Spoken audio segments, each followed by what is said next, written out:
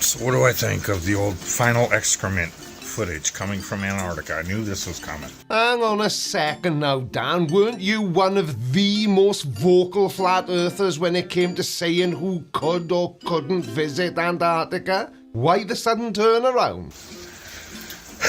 Same thing I thought 3 months ago, 2 months ago, a month ago. And that's a fascinating story, young Daniel. But 3 months ago, or 2 months ago, even 1 month ago, you thought nobody could go to Antarctica. So how are you going to explain this one to your subscribers? Please subscribe. It's funny that Jaren's down there. Down there? If the Earth is flat, how could he be down there, Dan? Wouldn't he be over there? Or maybe over there? Or possibly over there? But he definitely couldn't be down there.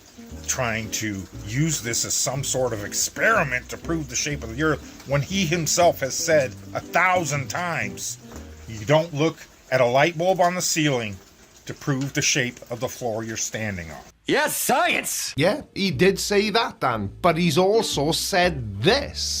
If someone is telling you that it doesn't matter if there's a 24-hour sun in Antarctica, they are lying to you. Maybe that's why you don't like him being down in Antarctica with the rest of the participants of the final experiment. So, what do I think? I think they've wasted hundreds of thousands of dollars because according to Jaren, it's $35,000 for each person to go on this trip. It was $35,000 per person, and why do flat earthers care what somebody else chooses to do with their own money? I don't get it. What possible difference could Will's wealth or lack thereof have to do with anybody apart from Will? Yet it's funny, they can't raise hundreds of thousands of dollars to contain some water and physically, mechanically measure with a ruler.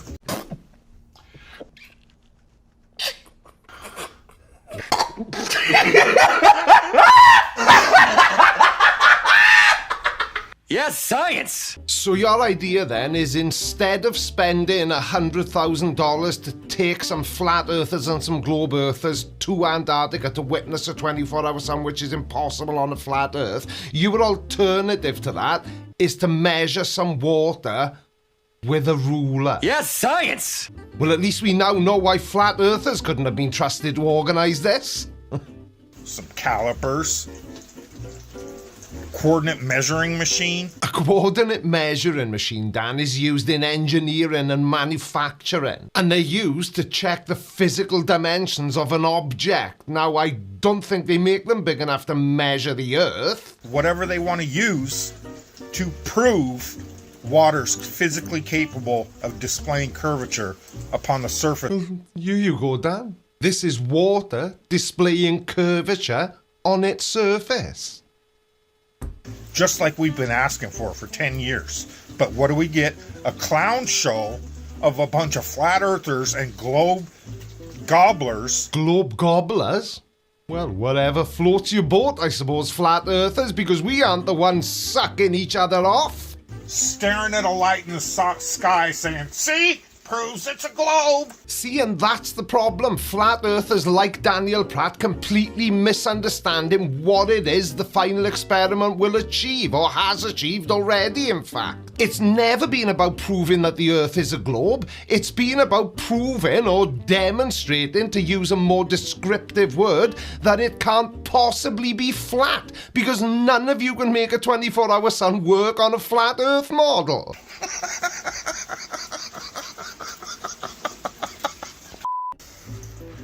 Okay, so just a word of caution to everyone pushing this the final experiment video around where there's some video anomalies, I'll admit. But you gotta remember who we're dealing with here. And let me guess, the video anomalies you're talking about are the ones that Will Duffy has already addressed. Yes, he did forget to turn off the chroma key feature in the software he uses to create videos, because he always uses a green screen for the videos he makes at home. He's already published a video explaining and thoroughly debunking that claim, Dan. Catch up, will you? It could very well be bait for them to say, see, flat earthers just call everything fake. But isn't that exactly what you're doing now? You are trying to invalidate the final experiment, mainly because you don't like it. And the reason you don't like it is because you and every other flat earther knows exactly what it shows us. First of all, they just got there.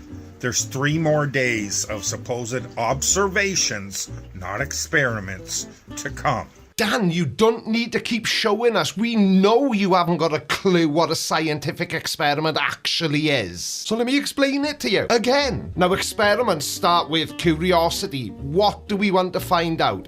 And in this case, we wanted to find out if the sun does stay in the sky for 24 hours during the Antarctic summer. The 24-hour sun in Antarctica doesn't work on a flat Earth. Yeah, we know, Dave. Then we form a hypothesis, which is an educated guess about what might happen and the reason no flat earther has offered a hypothesis. Then you design an experiment to test that hypothesis. In this case, you travel to Antarctica during the southern summer, then you look for variables. And the most crucial variable is when you go there. Probably best to go when the South Pole is tilted towards the sun, leading to continuous daylight. Now then you observe and record what you've seen. You carefully watch what happens during the experiment and record your observations and the data. Then you analyse the results. You look at the data you collected to see if it supports your hypothesis or not.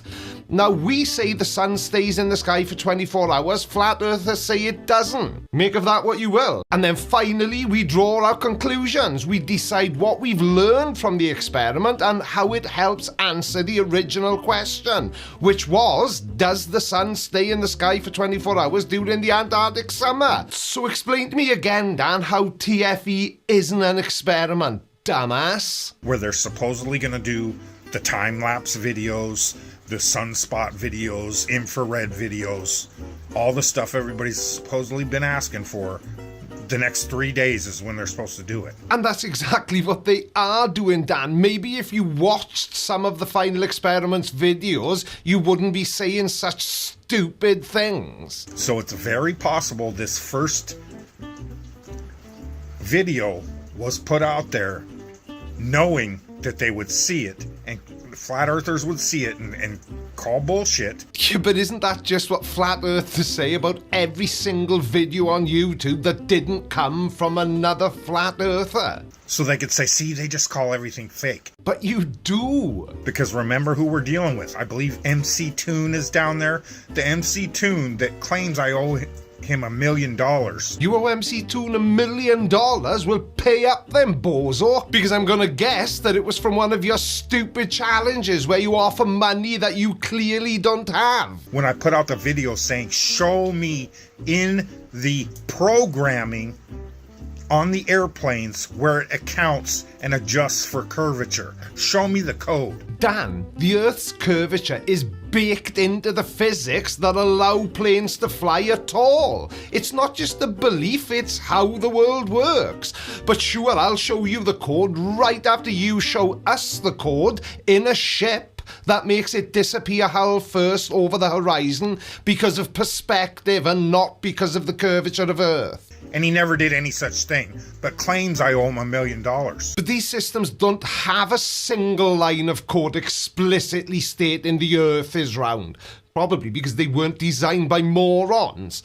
Instead, their very design and function relies on principles that only work on a spherical Earth. And this is way more powerful than finding a single line of code because it shows us that Earth's curvature is woven into the fabric of aviation technology. You just get back to trying to measure water with a ruler, Dan, and leave the real science to the grown-ups. So I said, well, sue me. Bring me to court, and I'll wipe the floor with you. Now, I don't know about you, but I'd pay money to see that. It's funny, he's never sued me. But that would just be like bailing a boat out with a sieve. No matter how much effort you put in, you're just not going to make any progress. Because he's full of shit. Says the man who publishes videos to YouTube claiming to believe that the Earth is flat. Because he was involved in that letter, 5 or more years ago, that was going around, claiming that all the anti-flat earth channels, the flat earth debunking channels, were all paid agents of the government. And that, Dan, is what us normal people like to call a prank. It was very funny. I was also involved and I made a full video about it, which I've linked below in case you haven't seen it. The idea of the experiment was to illustrate to the world just how gullible a person that believes in the flat earth is. And it worked pretty well, didn't it? And it was funny because you all fell for it, hook, line and sinker. And the only reason we did it is because that's what most of you were claiming we were at the time. Paid government operatives. You know, people from tiny little villages in Swansea who work for one of the world's biggest government. And nobody manages to find out. Or at least that's what I would say if it wasn't true. Which they later admitted was a forgery, a fraud, BS. Okay, I'll give you BS. It was definitely BS, but you lot fell for it. But it wasn't fraud. It was a prank. And who was responsible for pushing that on the flat earth community? Oh yeah, Jaren. Earth-shaped counterintelligence, you can't be serious. You also have other videos from people, same thing. McToon on April 1st here talking about OSI. Oh yeah, I forgot Jaren was the first person to fall for it. Just like he was responsible for pushing IPS and Mad Mike. Hang on a second, Dan, because there was nothing funny about that at all. You do understand that you just implied that Jeranism is responsible for the death of Mad Mike who? The flat earther who decided it would be a good idea to check if the earth was curved by shooting himself up into the air in a homemade rocket. And everything that's been used to make a mockery of flat earth over the last 10 years. Do you want to know what I think makes the biggest mockery of flat earth? Well, it's flat earthers. Obviously. They definitely don't need any help from us. So, it's amazing to me, these people call themselves awake, but just blindly follow Jaren on his channel and praise him. You would think he walks on water. Well, I don't think Jaren walks on water, and I know I published a video yesterday praising him, but he's still a flat earther. He still hasn't said, fine, the earth isn't flat. No, I'll stick with Jesus, and we all know Jaren's thoughts on that. That right there illustrates perfectly your level of ignorance and brainwashedness. Allow myself to introduce myself. Will and I completely disagree when it comes to religion, but we both are still capable of accepting that the earth is a globe and not flat. You don't have to agree with people all the time, Dan. And I'd even go as far as to say you can disagree with somebody and still be friends with them. Maybe you can summon Satan and talk to him. Yes, Satan? But I thought that's what we were doing anyway, Dan, because you're looking extra creepy today, if you don't mind me saying. Fucking clown. Ah, so you do mind then. Right, this is going to be the last discussion I ever had on a flat earth situation. Right then, it seems like I've been had. Pedro McPherson, the flat earth champion, the king of conspiracies, the man who swore the earth was flatter than a pancake. Well, he's done the unthinkable, isn't he? Oh no! Oh no! Oh no! Oh no! Oh no! Oh yeah!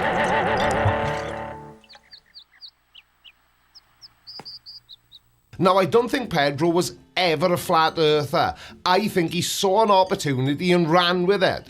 But why the hell would anyone want to pretend to be a flat earther? He keeps thanking me in the comments of his videos for sending him lots of lovely subscribers, but he doesn't seem to realise that not all subscribers are created equal. You may have a load of shiny new subs, but I guarantee that if they did come over from my channel, then they're only there to laugh at you, pal. So it would seem your master plan wasn't quite as masterful as you thought it would be. Right, this is going to be the last discussion I ever had on a flat earth situation. And I'm glad to hear it, pal. Now, is it because you didn't realise how much backlash you'd get when you decided it was a good idea to pretend to be a flat earther? Or is it because you actually were a flat earther and I was able to very quickly highlight some of the reasons to you why it's impossible for the earth to be flat? Now, you'll have seen I've had a couple of puckly barking fowers with Creaky blinder. Yeah, this video's going to be a very weird one. Pedro, I've got to ask, what's with the new over-egged Scottish accent? Your accent wasn't this heavy in any of your other videos. The hell's going on? Are you hoping that if you make yourself almost impossible to understand, then people will stop making fun of you for saying you think the earth is flat? I think Creaky blinder's a cracking chap. Oh, stop it. Flattery won't get you anywhere with me, but I do like hearing how awesome I am from people I make videos about, because it never really happens. Believe it or not, most other flat earthers or real flat earthers don't like me very much. I have no idea why. This is great banter. His videos are good and the content in them are good, right? Don't worry, I'm going to translate for you. I think "gweed" means good in Scottish speak. If anybody else is Scottish watching this now, tell me if I'm right. I hope I am. If my videos are that gweed, Pedro, were they so gweed they instantly made you rethink your position on the shape of the earth? Or were they gweed in the way that they made you think, oh crap, this seemed like a good idea, but it's clearly not? Now, some of you have been louping on my comment sections on my videos, which is why now all my comments are put on hold, so I decided if it gets through for Disney, Ken. I'm not sure what Disney's got to do with anything, but if you're a Mickey Mouse fan, that's fine by me. Ho ho! Don't eat the shrimp! Ho! You said in one of the videos you made about me that none of the comments bother you, but you felt the need to restrict your comments so that you get to decide what gets shown and what doesn't. That doesn't really seem like something somebody with thick skin would do to me. Can me feel stupid, thick. And they also wouldn't care what people called them in their comment sections. You want to see some of the things I get called? It would make my hair curl if I had any left. And the reason people may have called you those things is because you were saying really stupid things, and I think you very quickly realised that. An embarrassment to Scotland, right? Have you ever thought that I'm maybe not stupid and I'm maybe not thick? I was just ill-advised, maybe, Ken? Now, this is another pattern I've started to see forming with flat earthers and even fake flat earthers, clearly, is that it's always somebody else's fault that they're a flat earther. They all play the blame game. We've all made mistakes and things in the past, Ken. I agree, and some of those mistakes are teeny tiny and inconsequential, and some of them are rather larger in nature. Like, for example, pretending you're a flat earther, getting called out for pretending to be a flat earther, and then trying to butter me up by becoming a channel member and donating to Project Curve, which I'm very grateful for, don't get me wrong. And I actually, and I can't believe I'm saying this, I actually really like you. I think you're a nice guy, and I would love to have a conversation with you maybe one day. But pretending to be a flat earther, I can't even... But no, I went and did a bit of research and knew I ken that the earth is round, right? Like that, and the moon's round and that. And this final experiment, it's happening in Antarctica. And that's another thing, Pedro. It's Antarctica, then it's Antarctica. Now, when you decided to call it Antarctica, was that part of your plan to pass as being a real flat earther? The game's over now, mate. You can say it properly. Has just proved that, more or less, Ken.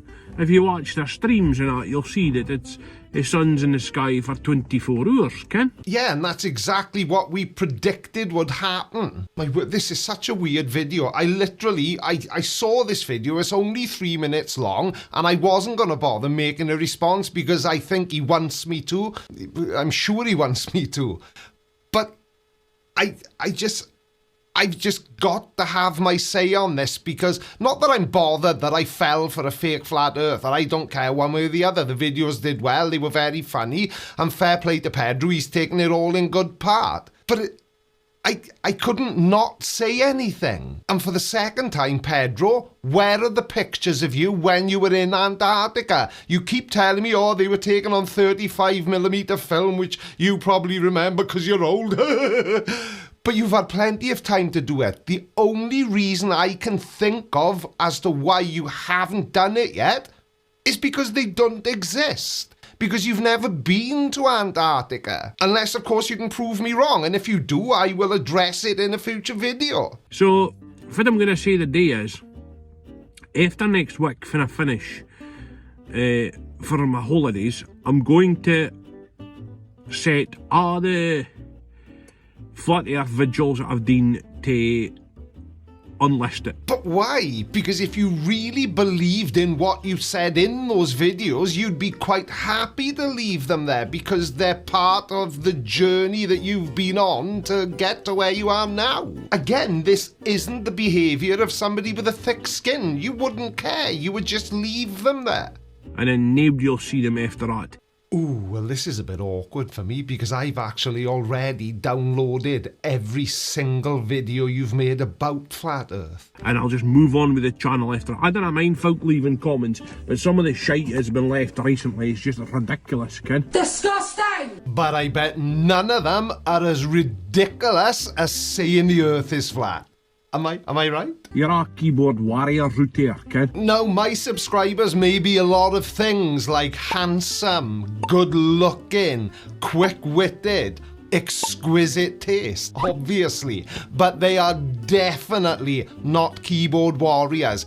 Every single one of them would stand behind the things they say, which is what you would have done if you were really a flat earther, Pedro. The only decent one I've really engaged with is Creaky, and he made a video about me. Ah, yes, but only because you made a video about me first, which you tagged me in, so you clearly wanted me to see it. See what I mean about flat earthers, genuine and non-genuine, all like to play the blame game? How is this my fault? Now, if I was really that bad of a flat earther, or I was stupid, or I was thick, I'd be having a go at Creaky. But you decided to contribute £30 of your own money to my project, the balloon project, and become a channel member. Thanks. But I haven't inch had a gang at Creaky. I've done nothing but praise him. I've donated to his channel for his balloon, and I've joined his channel and all, Ken. And I'm very grateful for all that, Pedro, and I thanked you personally, as you know. I still haven't had those pictures of you in Antarctica, by the way. I'm maybe a slightly different flat earther to the rest of you, but I don't class myself as a flat earther anymore, Ken. We know, we've all heard you say you're not a flat earther anymore, but the question we all want answered is, were you ever? Because I don't think you were. And I want to check something because I'm going to check something and come back in a second. Ladies and gentlemen, Mr. Conway Twitty. I knew it! I've been double-diddled. He donated to Project Curve 3 weeks ago. His first Flat Earth video was 2 weeks ago, and he's clearly attention seeking. Look at the second video. I think it's the second video on his channel. He made a video about Moist Critical Charlie, you know, that guy who's got almost 17 million subscribers. It didn't go according to plan with him, did it? So you thought you'd set your sights a bit lower and picked me? Never mind, my blood pressure will be ski heat. That's fucking right if I keep going, kid. I know the feeling, pal. I'm on pills for that, but I am a much older man than you. So just so you can, and that includes this video and all the comments will be held for my approval before they gang on to my fucking comment section. Yeah, but do you know what that says to the people who watch you? It says you're a whiny little bitch. Because some of the ones I've got, you can tell folk are keyboard warriors and they wouldn't say that to your face, Ken. But you didn't make a video about my subscribers, you made a video about me. And trust me, pal, I would say it directly to your face. But anyway, let's calm down a wee bit. Good idea, because if I get any more excited, I'm going to have to stop for an excited poop. I'm busting for a poo, I'm excited. This is Pedro, signing off. See you later. Flatsoid, you got up to 6 minutes.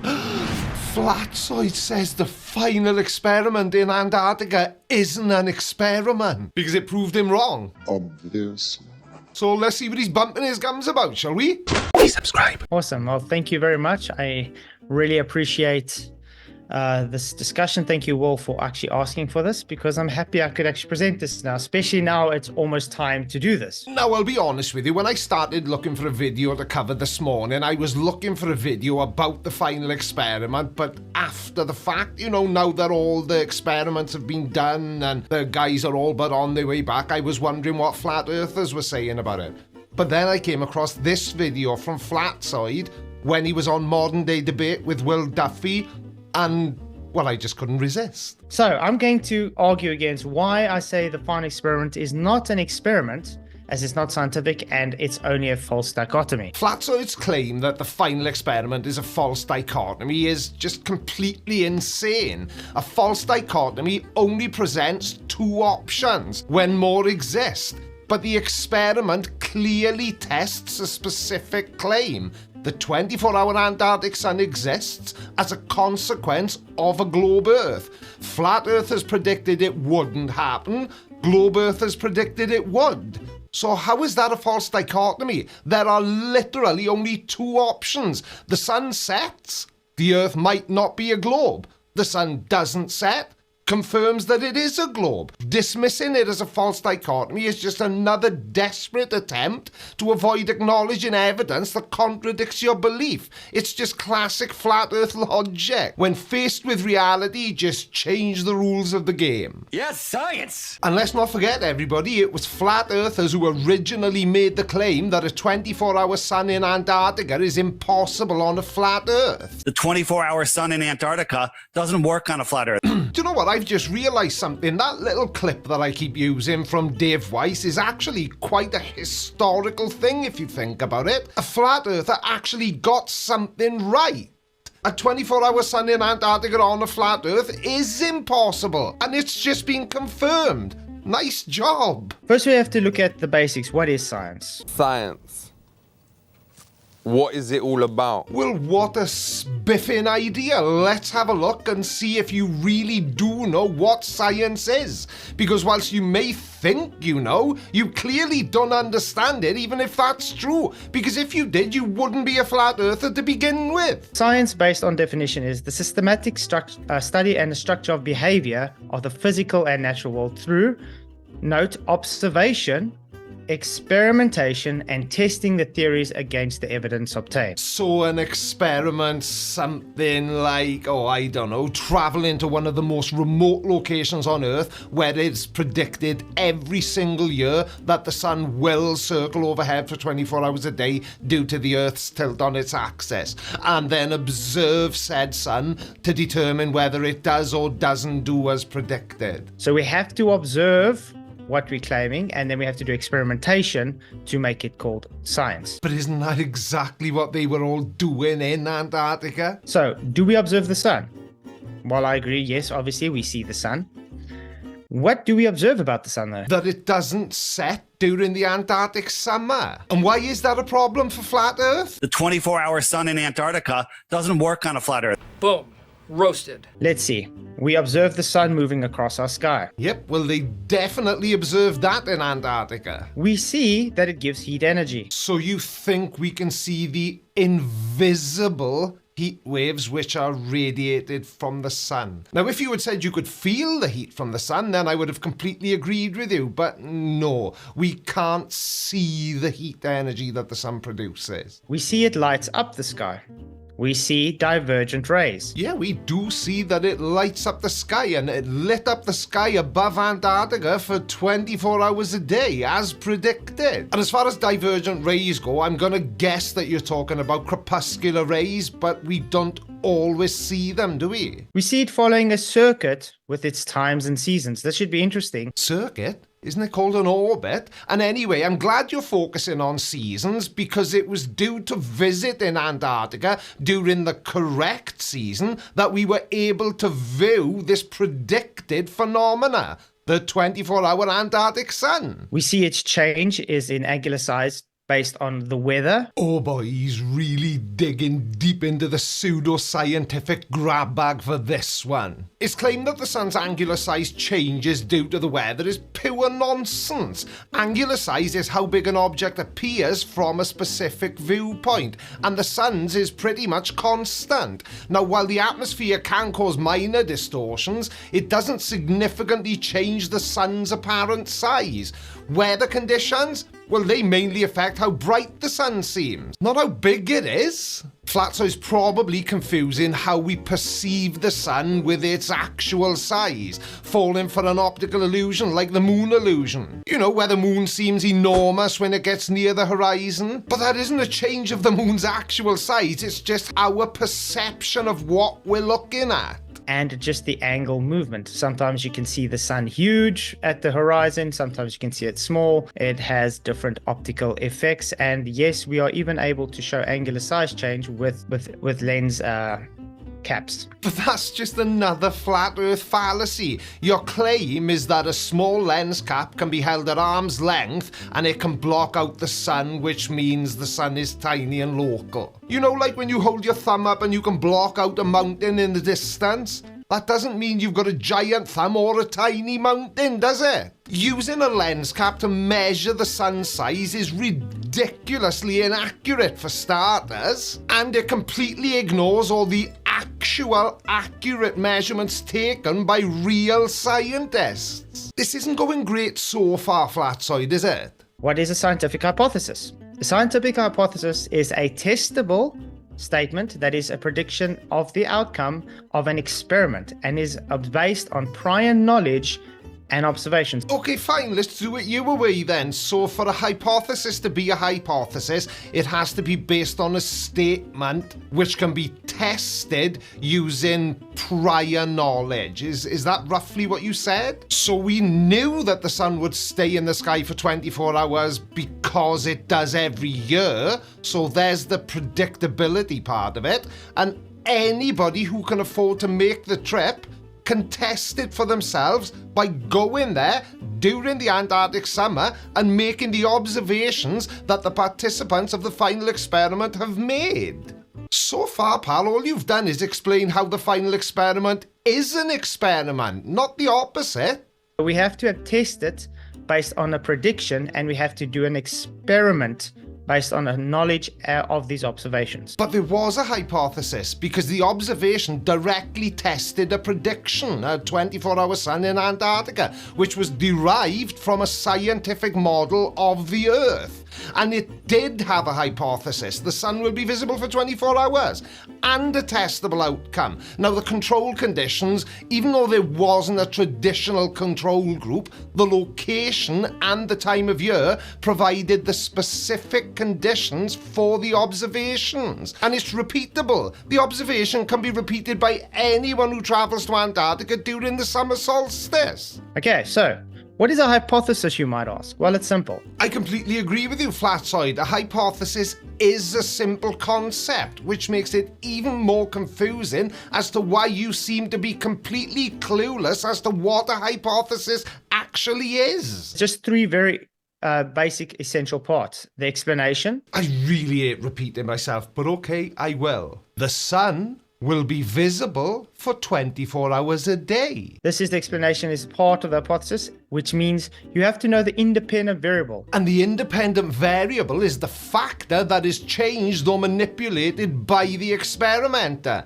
In this case, the experimenter traveled to Antarctica, so they changed the location. The independent variable is the factor that the researcher has to manipulate to see if it affects the other variables. The other variables it will have to affect is the dependent variable. So the dependent variable is the other variable that is affected by the independent variable. The independent variable, which is the location, directly influences the dependent variable, the duration of daylight. Being in Antarctica during the summer solstice.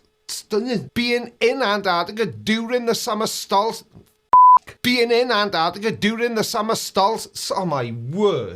It's being in Antarctica during the summer solstice that causes the 24-hour sun to be visible to the observer. My God, that was an ordeal. So let's just make this very short and simple.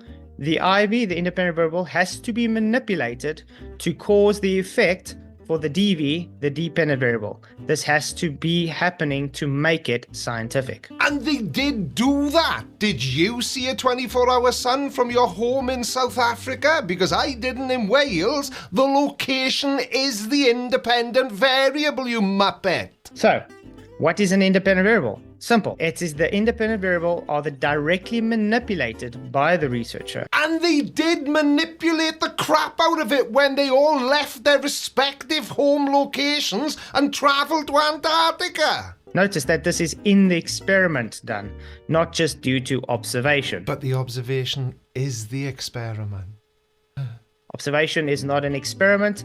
The hypothesis requires an IV and a DV, and the IV has to be manipulated because that is the presumed cause for the effect. There is no way in the world anybody can say this many inaccurate things and then still claim to be an authority about whether or not the final experiment was actually an experiment. You will respect my authority! Can we manipulate the cause in the final experiment? Yes, 100% you can. You affected it. I affected it because we weren't there. No.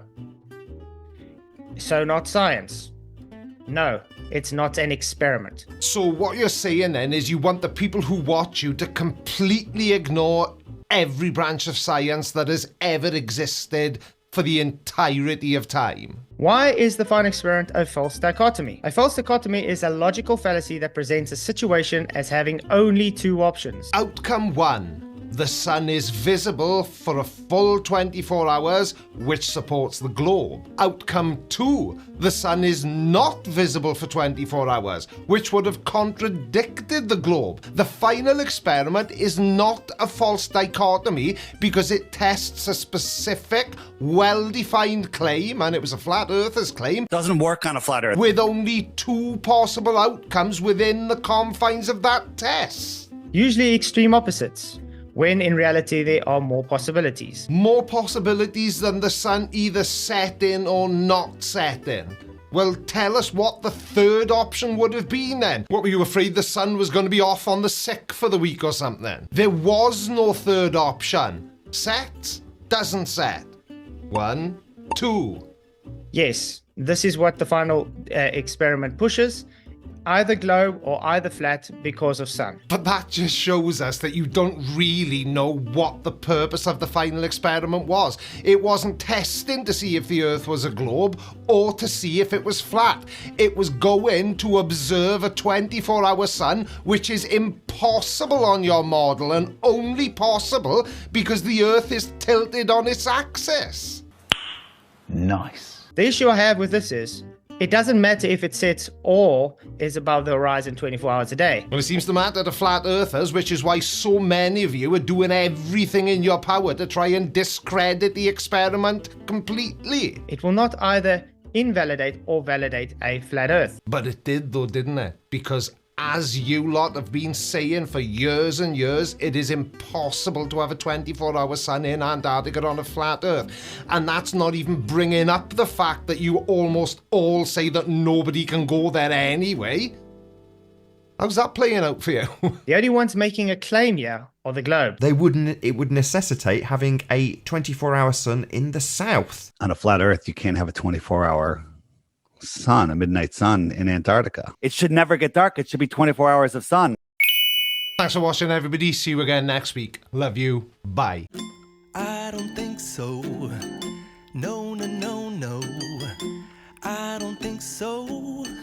No, no, no, no. It's never, ever, ever, ever, ever, ever gonna happen.